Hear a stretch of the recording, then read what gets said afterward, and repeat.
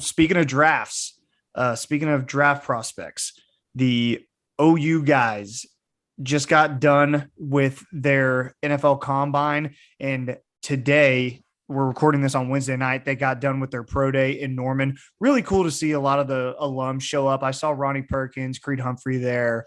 It was cool to see. It was real. And the guys who did pro day today, yesterday, were at the workout with Schmitty, like Perion and Isaiah and all that stuff. That was cool to see as well. We don't have to get into that.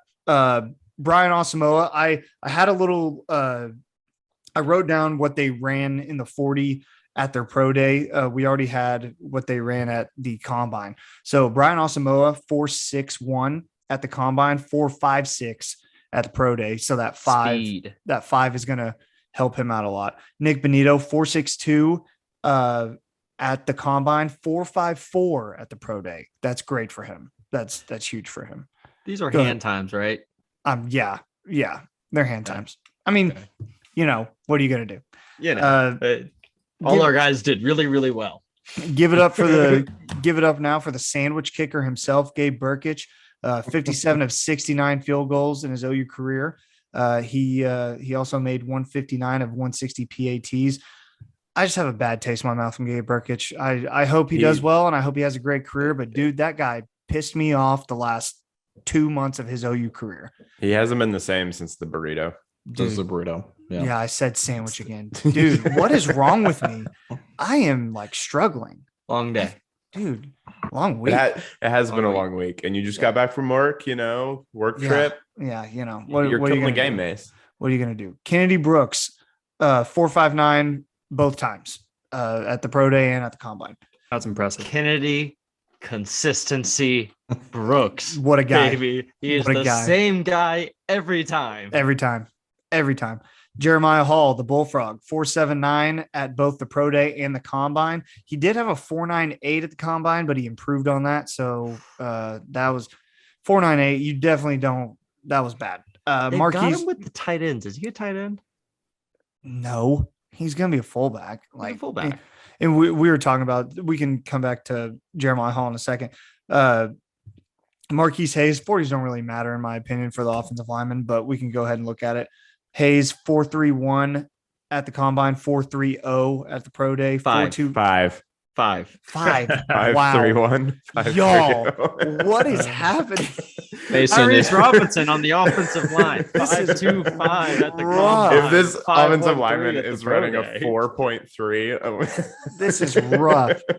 Tyrese Robinson, 5.25 at the combine, 5.13 at the pro day. Isaiah Thomas back on the defensive line, 4.7 at both of those. Delarian Turner-Yell, DTY, 4.47 both days. Not much change for him. Another consistent guy. Yeah. Perion, 4.86. I see this note in here. It was really cool to watch him run at the combine and see him break his chain. That was pretty dope. Makes him look faster. Speed. Just when he's breaking things. Good number for him. And then Mike Woods finally 4.55. Honorary mention to Grant Calcaterra. Who put that in there? Who wants to give Grant a shout out? That was me. I just heard he killed it. Like, he did really well. So shout out to Grant. All right, awesome. Shout out to Grant. I'm a big fan. Anything stand out to you guys? We were talking about Jeremiah Hall. I don't know where he fits. I don't think he gets drafted. I think he ends up on a roster. I don't know if he gets drafted because we were talking about it. Where does he fit? He's not a tight end. People don't use fullbacks anymore besides the 49ers. Unless the Miami Dolphins want to be a copycat and draft him and put him at fullback because they have Mike McDaniel as their head coach now, but I don't know. Yeah, he's almost got to be kind of how you used him at OU, sort of, where he's an H-back for a team that passes the ball a lot. So he can capably lead block if he's like the wing on a play, or he can run a route and catch a ball for you. He's going to play every single special team. He has to. And I think that's the only lane that exists for him, is some team that wants to be versatile with that position, and he plays special teams. 4.98's not good. No, it's not. That's not good. Does anybody see on this list a first rounder? That's what I was going to say. I feel like Perrion through the Senior Bowl, through his numbers, he's got the most potential to sneak in to the first round. I mean, he's just an absolute freak of nature. Yeah. And I'm sure NFL teams will know actually how to use him, how to utilize his speed and strength versus what he did at OU. I mean, he's going to be a game wrecker on that defensive line for whatever team decides to draft him. They're going to get a good one. I think he's got the real potential to sneak in there, maybe late in the first round.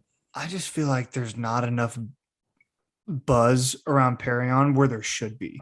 He had a fantastic Senior Bowl. He had a great combine. He had a great pro day. They're going to draft Jordan Davis, the first defensive lineman off the board, interior defensive lineman. That's fine. But after that, it's a crapshoot for who's the next best. And you're telling me you're a great team at the end of the first round and you have a chance to take Perrion Winfrey? Sign me up. Like, sign me all the way up. But you're right. I think he's the lone guy who's a first round shot. I wouldn't put it past, the end of the first round gets funky. I wouldn't put it past some team at the end of the first round who's like, we need a quick linebacker. Let's add Brian Asamoah. Or, hey, there's a couple edge guys around, but I don't think Benito's ever possible. But Asamoah is possible. It's weird that that's where we're at this point in the process, because it didn't feel like that'd be the case. Yeah. It's a weird feeling to look at those offensive linemen and know that they have no shot getting drafted like the first day or maybe even the second, compared to what we've seen in the past with the Orlando Browns and the Creed Humphreys and the Cody Fords and the like. It's just super weird to know that's where we're at. And I hate to go back to it, but I feel like that's part of the previous regime and the kind of guys they recruited and the kind of guys that they built.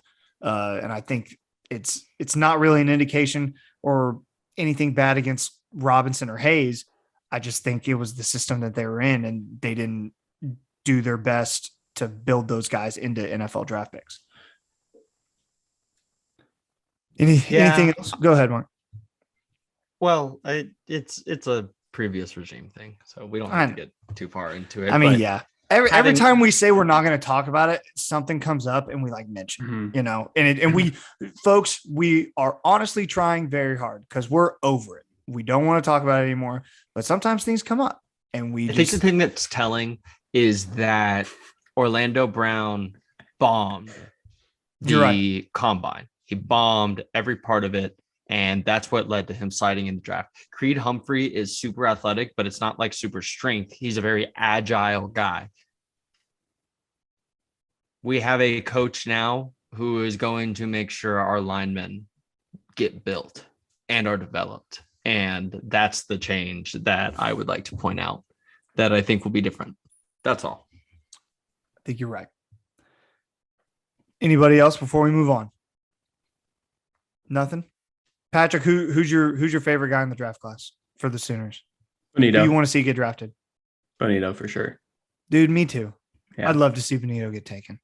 Put on 10 pounds since the season ended too. That's awesome. Right. That's dope, man. Mm-hmm. That was really cool.